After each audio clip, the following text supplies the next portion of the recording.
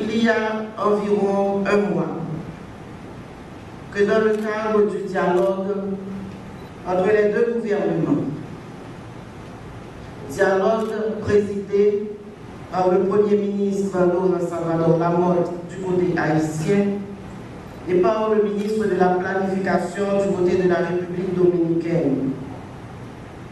Cette commission de haut niveau a donc en son sein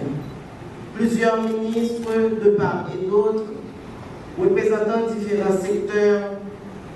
devant permettre à nos deux pays de trouver ensemble la voie de la paix et la voie du progrès. En ce sens, les deux ministres de la Santé de la République dominicaine et de la République d'Haïti ont signé un accord formel pour la continuation d'actions conjointes devant permettre de lutter contre les problèmes conjoints de santé publique sur l'île entière. Il est évident de constater que ce partenariat existant depuis près de 10 ans entre les deux pays a été mis à profit pour le renforcement, la restructuration de cette collaboration très importante, particulièrement dans la lutte antituberculeuse et le suivi transfrontalier des patients TB migrants faisant partie des groupes à risque de très grande priorité pour le ministère de la Santé de la République d'Haïti, aussi bien que pour le ministère de la Santé de la République dominicaine. Aujourd'hui, je ne peux que formuler le vœu que nous puissions continuer ensemble à faire encore plus d'avancées, plus de progrès à travers des actions concrètes et réalistes pour le plus grand bien de nos deux populations.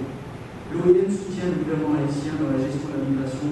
depuis 1994. Suite au tremblement de terre de 2010, l'OIM a collaboré étroitement avec le ministère de la Santé publique et de la Population pour aborder les questions prioritaires de santé et améliorer l'accès aux soins aux populations déplacées.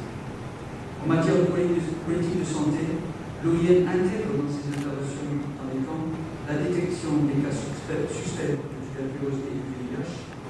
L'OIM cherche aussi à contribuer au renforcement des capacités du personnel des centres médicaux ainsi que des agents de santé communautaire sur la détection, les référencements, la sensibilisation, l'éducation sanitaire et la stigmatisation. Dans ces programmes de lutte contre la traite, le trafic de personnes et l'assistance au retour des migrants, souvent clandestins, l'OIM intègre également la tuberculose dans ses évaluations de santé et réfère les cas suspects en tuberculose, dépistage et prise en charge.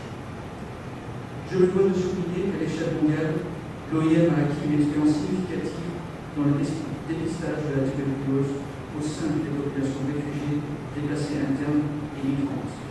De plus, l'OIM est un membre du partenariat START TV ainsi que du Fonds mondial dans la mise en œuvre de nombreux projets de lutte contre la tuberculose en Asie du Sud-Est,